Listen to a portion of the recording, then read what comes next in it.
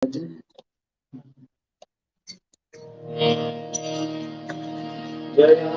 Radha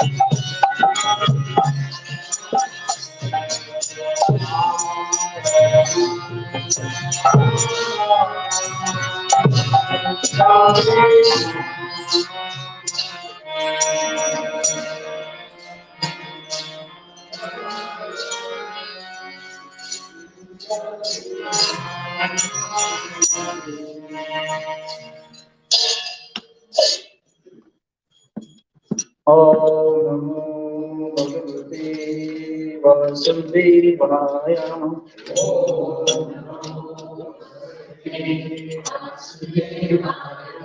Om Namo Bhagavate Vasudevaya.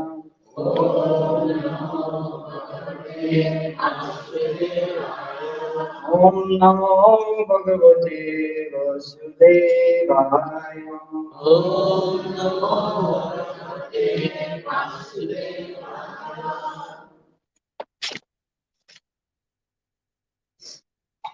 Thank you for giving the opportunity to speak a little bit about Krishna consciousness. We'll pick up chapter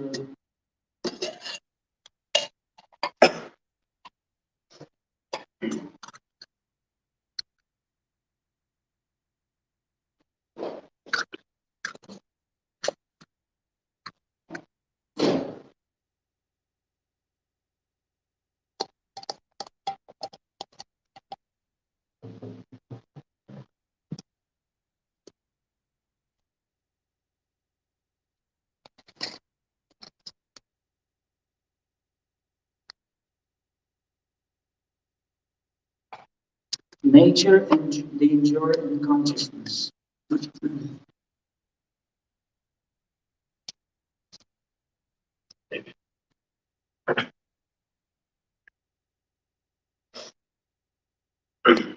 It's already 1460. Oh, 1460. That's the text. Okay. Sorry, should have asked.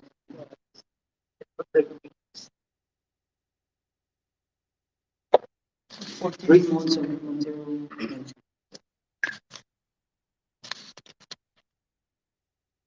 Karmana Shukrisya Sadvikam Nirmalam Halam Rajasas Tu Halam Yukam Agyanam Tamasam Halam Karmana Shukritasya Karmana Shukritasya Sattvika Nirmalam Balam Sattvika Nirmalam Balam Rajasastu Palam Dukham Rajasastu Palam Dukham Ajnanam Tamasapalam Ajnanam Tamasapalam Karmana Supritasya Sattvikam Nirmalam Palam Rajastu Palam Dukham Ajnanam Tamasapalam. Anybody else? Karmana Supritasyaho Satvika Nirmala Palam Rajastu Palam Dukkam Ajnanam Tamasa Palam. Ladies?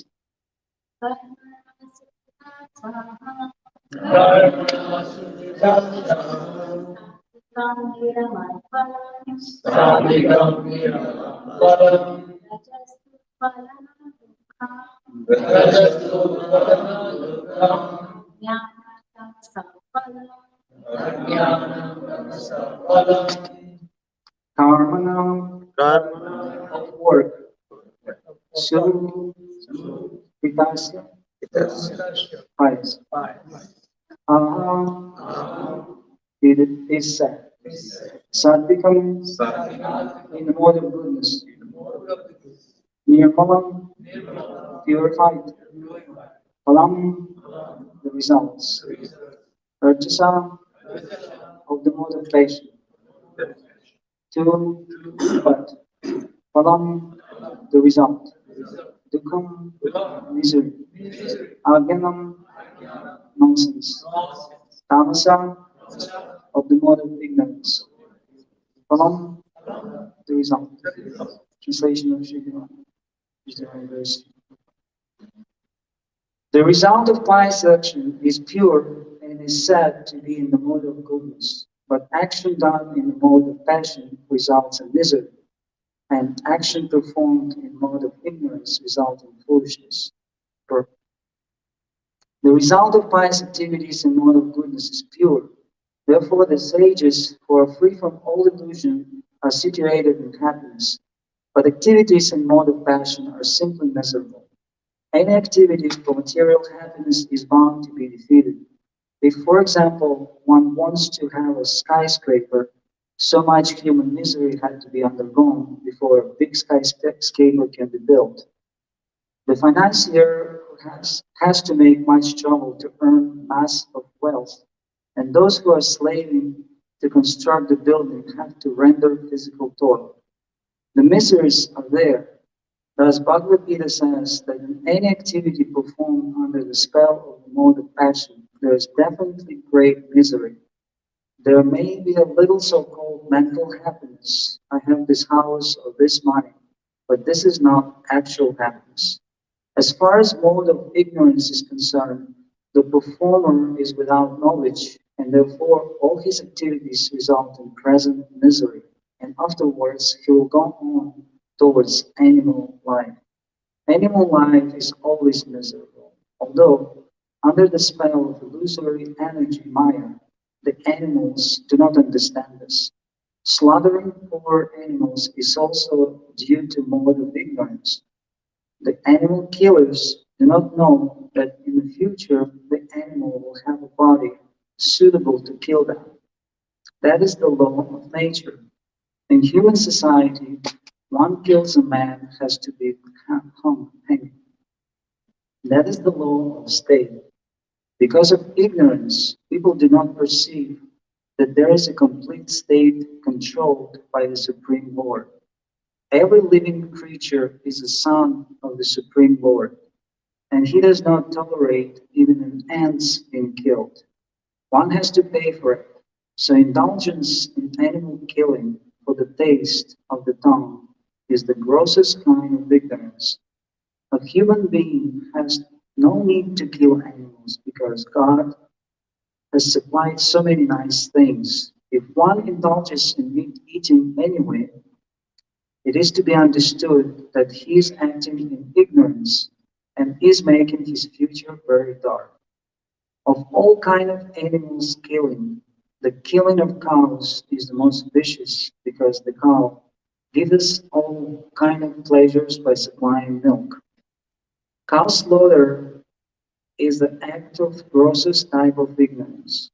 In the Vedic literature, Rig Veda 9464, the words Govin Printamastaram indicate that one who being fully satisfied by milk is desirous of killing the cow is in the grossest ignorance. There is also prayer in the Vedic literature that states Namo Brahmane Devaya Go Brahmana Hidaya Cha Jagat Hitaya Krishnaya Govindaya Namo Namah. My Lord, you are the well-wisher of the cows and the Brahmana, and you are the well-wisher of the entire human society and the world. Vishnu Puran 1965. The purport of that special mention is given in that prayer for protection of the cows and brahmanas. Brahmanas are the symbol of spiritual education and the symbol of the most valuable food. These two living creatures, the Brahmanas and the cows, must be given all protection. That is real advancement of civilization. In modern society, spiritual knowledge is neglected and cow killing is encouraged. It is to be understood then that human society is advancing in the wrong direction and is clearing the path to its own condemnation. A civilization which guides the citizen to become animals in their next life is certainly not a human civilization. The present human civilization is, of course, grossly misled by the moods of passion and ignorance. It is a very dangerous age, and all nations should take care to provide the easiest process, Krishna consciousness, to save humanity from the greatest danger. Karmana Samhitaya Sattikam Nimalam Palam Rajastu Palam Dukham Agyanam Tamasabalam. The result of pious action is pure and is said to be a mode of goodness. But action done in mode of passion results in misery, and action performed in the mode of ignorance results in foolishness. So Krishna explains in the chapter of three modes of material nature, breaking down each mode of nature by the qualities. The first and most important quality of spiritual advancement is to attain the mode of goodness, to lift up above the desires for personal accumulation of wealth or personal um, resulting in personal enrichment in any material and all material uh, things. And this way, from the platform of goodness, we will be able to perceive a knowledge that otherwise is we are numb to or deaf to, because we have no ears, we have no intelligence enough to understand the level of the danger that will live without this particular information. It is like you are trying to assemble an airplane without a manual, or engineers put together systems how to put all together to guide you how to build an engine and the wings and all components to put the airplane so that it can fly and take off. So without spiritual knowledge, we have no real guide to how our life should be directed, how and where. So to start, where Srila Prabhupada specifically puts so much importance on the first and most important step in receiving this knowledge is to give up the gross activities like engaged in killing the animals or eating animals is killing animals, because we are sponsoring these factories or slaughterhouses every time we buy meat. So we're not directly maybe killing them, but we're indirectly involved in that process, and our degradation is we're still degrading and not advancing. Therefore, before we reach the state of goodness, we can't even talk about spiritual knowledge, because our mind, our senses, our ears are not prepared to receive that ultimate, utmost, the most confidential and sacred knowledge of all the knowledge. It's a Raja, king of knowledge, all knowledge. Is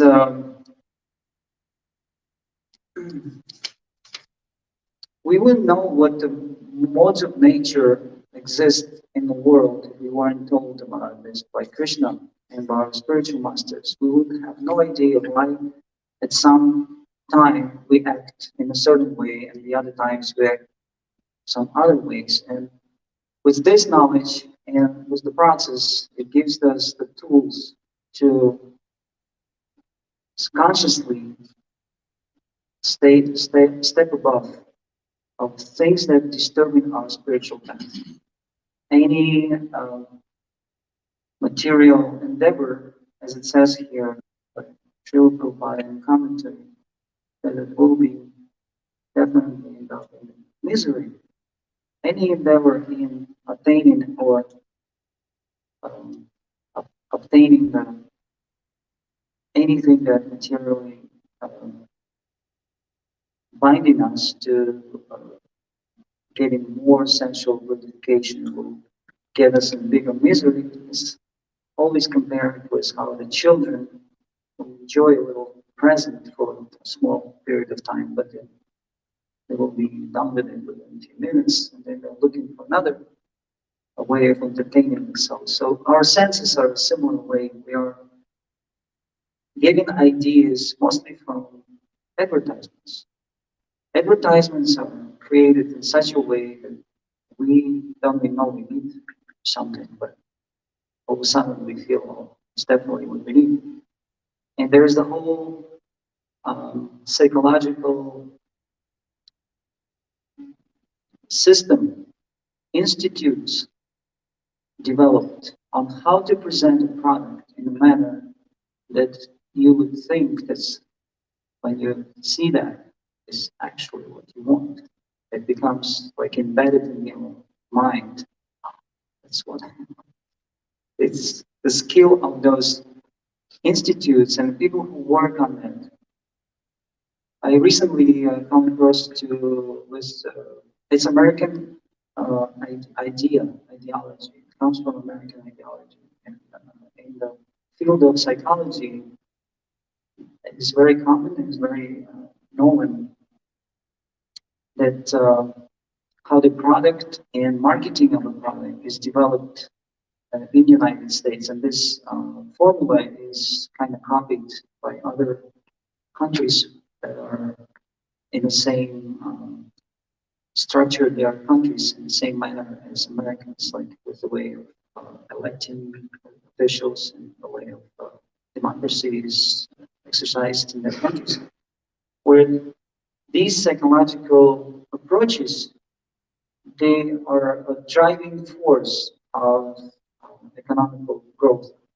And behind that is that psychological institutes that make this transition between what you want and what you see as a product working so hard that you almost feel like that's what you want. It's like you feel like it's your dream. What's your dream is because you don't even know that there are people behind that made you feel that way. And it's that practice is in such a deep level that it goes all the way to the uh, governing bodies, any structure that has anything that controls bigger mass of humans. That approach is being applied. That's where you would understand that how we like to say the intentions are good, but the result wasn't there. That you understand that intentions are actually not good because they do not approach from perspective of benefiting you, thinking of you as you would benefit from it. Its approach is applied that you would benefit because they think you would benefit from it. And intentions are not good because from the beginning, their intentions are not to give you actual freedom from your desires. Their intentions are get you more and more and more and more absorbed by those desires. And that's why the society is an evil society. These societies are run by demons. And it's not a fairy tale. It's not something that we as Hare Krishnas think. It's the reality. We can't accept anything they say or do that we would consider as beneficial to us because they are demons. The number one sign they're demons, they're killing their own brothers and sisters, animals. The other sign of the demon is that because they separate one kind of animal from another kind of animal. To my understanding, this is pure fascism. Like if you remember the World War II, one kind of humans were not humans, and the other kind of humans were humans. And that same approach is applied here towards the animals. So we are in this society where the ideology of self-destructive ideology has been ruled and been um, um, the highest of the level of the ideology, because the marketing of the product or creating the product and marketing the product is what, first of all, the United States has built their success story. And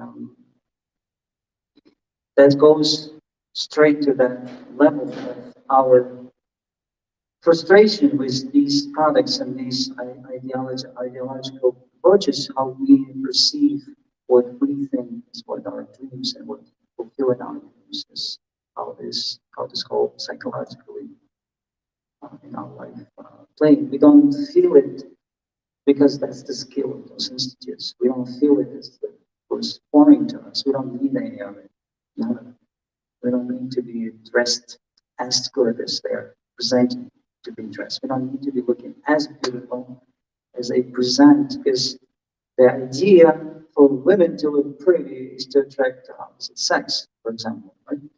And they're going so greatly into such a great expanse to develop these products to make the beautiful. Have you seen that little cartoon movie? It's called Cars. I watched it because my kids were little. There was one advertisement he had to do, that little cars, right? He had to go and he has to do this because his sponsors, he has to do something for sponsors. So he goes on the stage and he says, yeah, and if you put this product on yourself, then you will be looking like me. And all those old cars, they're all squeaking and they're all rusted, and he doesn't even believe what he says because he has to say it. And that's pretty much what our situation is.